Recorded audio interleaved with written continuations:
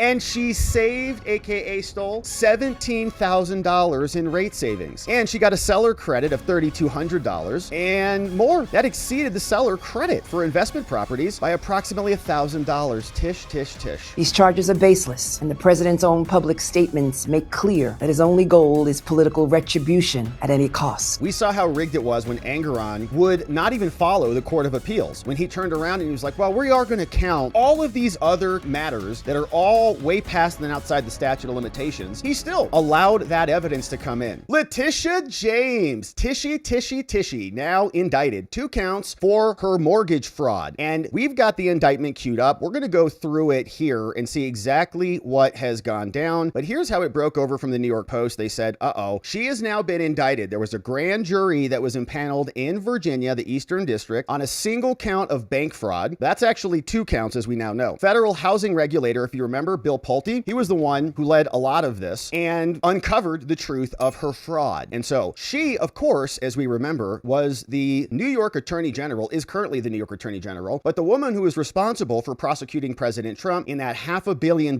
judgment that Areola Engoron, the judge who had his bonus torso photos and his nips being sent out, spammed out to his classmates' mail serve, list serve, and look at my abs and my nips. All right, judge. And we had Alina Abba, who was in the courtroom in that trial doing a great job representing Trump, but the judge had his, you remember, liaison, his court clerk, like up there, seated right next to him, kind of like rubbing on the shoulders. She'd like kick him under the table, and like, she can't do that. And they had cameras on them, and they moved the cameras off. The whole thing was ridiculous. Letitia James came into the court. Remember, Alina Abba explained to us that she took her shoes off and stunk up the whole place. You know how inappropriate that is? And I've seen prosecutors do that. It's like, put your shoes on, but not in the courtroom. Anyway, so that's what we heard from Alina. Now, Tish has been indicted. And so you remember what she said back during that saga when she was prosecuting President Trump. She posted this some time ago, 2020. She said this: no individual, organization, entity, or elected official is above the law. Oh, isn't that poetic? Period. And she was very excited about this phrase. She used it constantly. It was annoying as hell. Remember this? So if you go over to her X account and you just search from her, no one is above the law. She was like a broken record. Okay, October 2nd, no one's above the law. October 25th, no one's above the law. September 24th, no one's above the law. Here you go. January 11th, 24. No matter how rich or powerful you pretend to be, no one's above the law. Like, we get it, Tish. These are all, that's all she said, like a broken record, because they really have no creativity at all. They just have to say the same thing. And they were all doing it. Goldman and Raskin and Shifty Schiff and the rest of them, as they were trying to take out their political opponents. Now they're going to turn around and screech at us about how this is weaponization because she actually committed fraud, mortgage fraud. And they said, well, it's not a big deal. Everybody does it. Well, can't you make that argument with President Trump? Yeah, he made, in his property battle against Tishy, he made financial disclosures and financial statements to the banks in order to get the loans. And as part of those loan packages, there was a disclaimer. These are my opinions about what the properties are worth. You're a bank. You go make your own judgments. They did. They gave him the loan. Nobody lost any money. Everybody kept doing business together over and over again. Nobody was defrauded. But she's the chief law enforcement officer of New York, and she's getting a real good deal on her second home's mortgage, calling it a primary residence. And now, as she said for years, okay, she said this for years. She's very consistent about it. No one is above the law. And every one of these posts is about President Trump, okay? So how does it feel, Tishy? Well, we're going to get into the indictment. Here's how they broke it over on CNN, and then we'll jump into the documents that have now been released. Senator, I'm going to ask you to stand by for me for just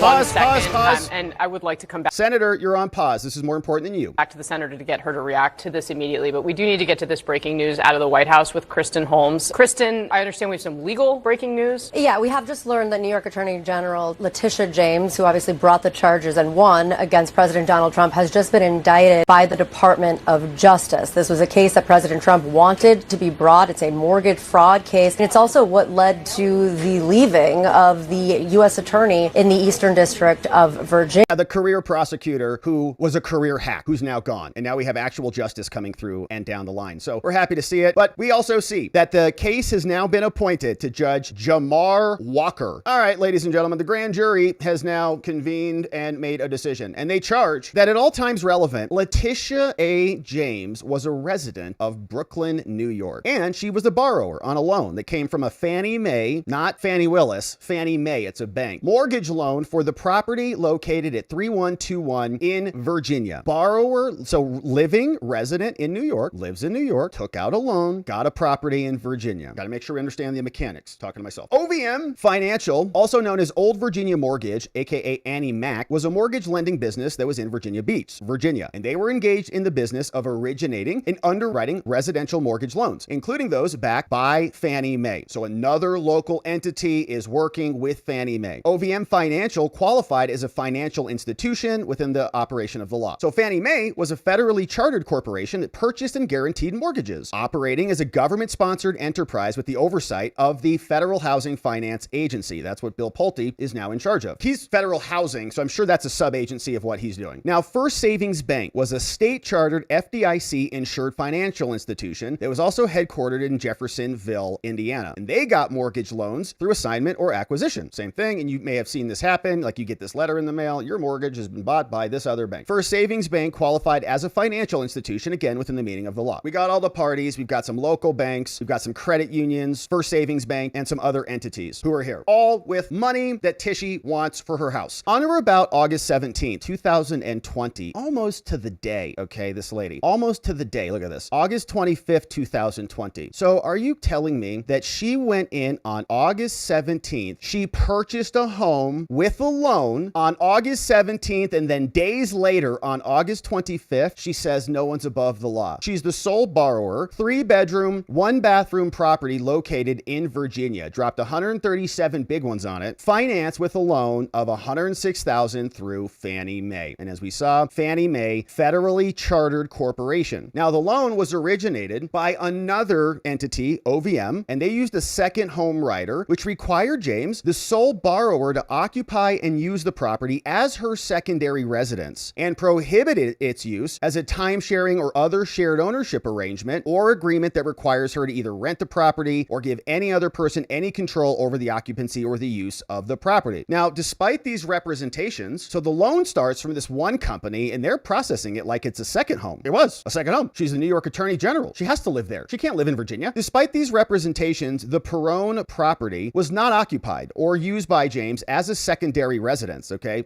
And was instead used as a rental investment property. She rented the property to a family of 3. So the actual misrepresentation was that she was going to use it as a second home. She didn't use it as a second home. So originally, I think the original thesis was that she said it was a primary residence. Sounds like that's not what this one was. This one was a second home rider. I will use it as a second home, but I'm not going to Airbnb it. I'm not going to VRBO it or rent it out because that's an additional liability for the mortgage company that actually has an interest in the physical location, in the physical property. So that misrepresentation, if she would have gone to the mortgage company and said, actually, it's not going to be a second residence. I'm not going to go down there when I'm hanging out with Fannie Willis nearby. I'm going to actually Airbnb this thing. The mortgage company would say, oh, well, now it feels like you need that income in order to cover the mortgage. So it's a riskier loan for us. And who knows if one of those people burns the house down or whatever. So it's a risk for us. And so now we're going to increase your rates. She's like, I'm not going to rent to anybody. Then she did. She got a note rate of 3%. She avoided a 0.815% higher comparable investment property rate. And she saved, AKA stole, $17,000 in rate savings. And she got a seller credit of $3,200 and more. That exceeded the seller credit for investment properties by approximately $1,000. Tish, tish, tish. As she's preparing a financial fraud case against Trump for a total ill-gotten gains of approximately $18,933 over the life of the loan. Now, her universal property application for homeowners insurance that she got also said owner occupied, non-seasonal use. Busted. Because they don't want some Airbnb party or some college kids coming to Virginia burning it down, further misrepresenting the intended use of the property. So she got an insurance and had a second home rider, saying that she filed on her tax forms under penalty of perjury that this treating it as rental real estate. She reported fair rental days, 0 personal use days, thousands of dollars in rents received. Wow, so she reported it, and claimed deductions for expenses relating to the property, which again further contradicts the second home classification. So I don't know what she was spending the money on, but she wasn't being forthcoming about it because it was not for her. It was for the people in the home that she was renting to. So the loan was acquired or assigned by First Savings Bank in March 21, and it exposed the bank to the risk that is associated with the misrepresented loan. And so all of that is alleged before we get to the first count. Count 1, Letitia James, New York Attorney General, girl, the same woman who ran for office with the stated purpose of taking out President Trump, who screeched at us for years that no one is above the law, now charged one count, bank fraud, 18 U.S. Code 1344, saying these allegations, again, that we just read through are reincorporated, and here's what really went down. From on or about August 7th through at least January 2024 in the Eastern District of Virginia and elsewhere, defendant Letitia James did knowingly execute and attempt to execute a scheme and artifice to defraud the banks, OVM Financial and First Savings Bank. They did it to obtain money, funds, and credits owed by and under the custody or control of them, and they gave them false and fraudulent pretenses and representations. I will not rent this out, and then she rented it out. The scheme involved falsely representing that this was a secondary residence to obtain favorable mortgage terms while using it as an actual investment property with no intended or actual personal occupancy or use. Grand jury of America, a jury of Letitia's peers, assembled together, convened, and found probable cause to bring these charges. Think MSNBC will give them that benefit? I doubt it. Now, count two for Letitia James. From on or about July 28th, 2020 until at least August 31st, 2020, so very short time period, okay, much broader time period here for bank fraud. Count two, we see, are false statements to a financial institution. So the fraud was over the extent of the loan, and this will be more focused in terms of time on the actual signing of the documents, I would imagine. Let's see. It says here, she did knowingly make and cause to be made false statements and reports for the purpose of influencing the actions of the banks. When she filled out the application for a loan, when she was like filling out the paperwork, she represented and affirmed in uniform residential loan applications and related documents, she said secondary residence, when in truth, she knew never going to use it as a secondary residence. It was an investment property, and there was no actual intended or actual personal occupancy or use by her, period. Now, pursuant to the federal rules of criminal procedure, they say, upon conviction of these two counts, the defendant, Letitia James, nice, right, shall forfeit to the United States any property constituting and derived from proceeds obtained as a result of these violations. And we want those ill-gotten gains of $18,000. Not going to take the property or anything, but she got a windfall of almost 20 G's. Nice if you can get it legally. Here, if any of the property described above as a result of any act or omission cannot be located or has been transferred, if you're diminishing it, or if you're trying to hide this in Fanny's mattress, you're going to come get it under the law. Signed by the foreperson of the grand jury, name redacted, and of course, Lindsay Halligan. And oh, how sweet it is, isn't it, my friends? Letitia,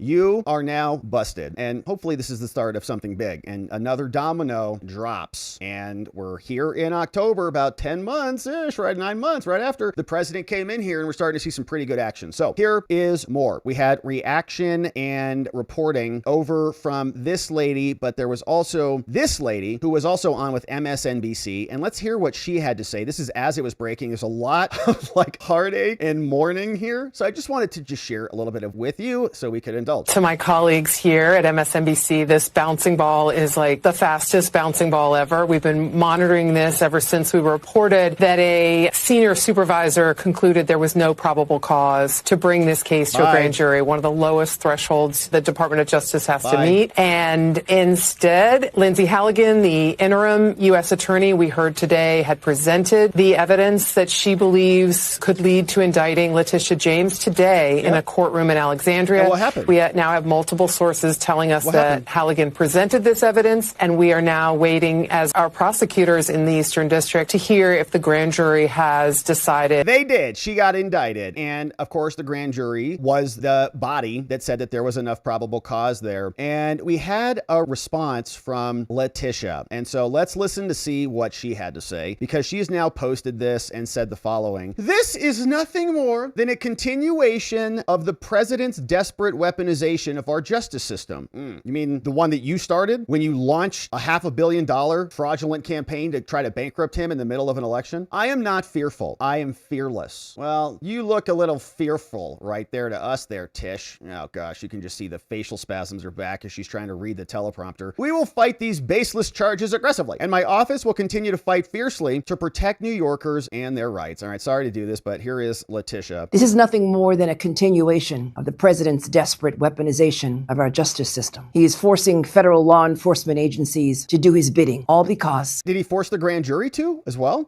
I didn't. Did you even form and convene a grand jury when you brought your civil case against him? him? I don't think so. My job as the New York State Attorney General. These charges are baseless, and the president's own public statements make clear that his only goal is political retribution at any cost. All right, so we can't take any more of it. You hear the difference. Now, that's her response to this. And here was a little bit of a meltdown, and it's a lot of reaction here today, but here's like a little bit of a meltdown from Andrew Weissman. You can see him. I don't know if he just got done crying. Cheeks look a little bit red. Eyes look a little bit puffed up, probably sobbing his eyes out. This is sort of tit for tat that you see that in the Democratic administration, you see them going after Republicans, and this is Republicans going after Democrats. This is where, one, even if two wrongs don't make a right, even if that were true, this is where facts matter. In the Letitia James case that she brought in New York, there was a trial. Facts were adduced. We all could look at those facts, and Donald Trump had a chance, an opportunity to have due process and to hear all of that. Here, not really. We saw how rigged it was when Engoron would not even follow the Court of Appeals. When he turned around and he was like, well, we are going to count all of these other matters that are all way past and outside the statute of limitations. He still allowed that evidence to come in. But what he'll leave out is that Tish just got crushed on appeal. The process by which that undertaken, like the process that was undertaken with respect to James Comey, tells you that career people and even Trump-appointed people did not think that there was evidence. There were not facts that justified this. Okay, well, the grand jury did. Andrew, look at Tish. Remember this? Do you remember how sick she was? That was her exactly proving my point. She sat behind the bar. Okay, this is where the public sits. The bar is one seat in front of her. There's a literal bar. She crosses it and can go join the real attorneys. But she sat there and she smiled for the cameras. And Engoron sat there and smiled for took his glasses off like he was in Full House. Everywhere you look, you know, kind of one of those things. Giddy as can be. And now Weissy, who hopefully is indicted right next to her very soon for his crimes as part of the Mueller conspiracy and many other operations with Arctic Frost and the FBI and the DOJ, is now having to face the music. But she has now been summoned. All right, Tish, you're going to have to put down your New York Attorney General's menu and get your butt down to the Eastern District of Virginia, United States District Courthouse in Norfolk, Virginia. Magistrate Courtroom number 2 on October 24th at 9 a.m. And you better not be late at all right? Or else you're in big trouble. Signed by Ivan D. Davis, U.S. Magistrate Judge, who handles a lot of the, kind of procedural stuff before it gets up to the official judge, which we saw is Walker. So she's been indicted, and Letitia James, defendant in the United States prosecution, is now summoned, and she better get there. She better be there on time. We don't want to hear any excuses about anything. You've got charges, and you better answer to them. So we're going to, of course, keep our eye on this one, my friends. This is the start of something big. Tish and the rest of them now facing the music. She prosecuted Trump for financial crimes, financial fraud. She tried to destroy him. She's the state New York Attorney General. And as we've heard from her own words, from her own X account, no one is above the law. Not Tish, not Comey, not any of them. And we're going to wait and see how they appear in court in October. We'll be here to cover it, my friends. Thank you for joining and subscribing as we do.